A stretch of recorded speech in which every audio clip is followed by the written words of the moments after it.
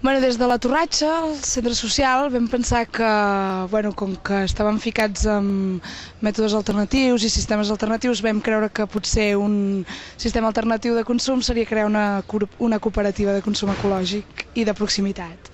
I llavors, a l'octubre del 2008 o així, més o menys, vam començar a crear-nos amb poques persones i més que cooperativa érem un grup de consum que veníem un cop a la setmana i teníem les cistelles amb els productes que hi havia. Com que era hivern i també n'hi havia pocs, doncs cadascú tenia les seves cistelles amb 4 o 5 productes i ens vam anar, això va anar corrent, la veu va anar corrent i la gent cada cop ens demanava que volia entrar i vam haver de crear una cooperativa, que la gent fes la seva comanda i que cadascú tingués la cistella pròpia i una nova organització, que és com funcionem ara.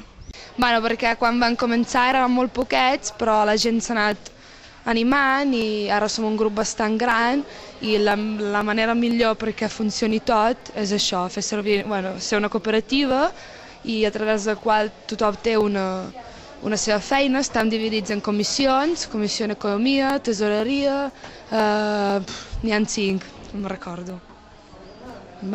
I per això cada un té les seves tasques i cada un pot fer una mica la seva feina.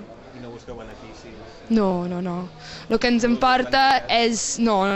Aquí a Torratxa no hi ha benefici, però el que ens importa és això, saber on ve la verdura, saber que la verdura és bona, que no hi ha productes de la verdura i saber què mengem, bàsicament.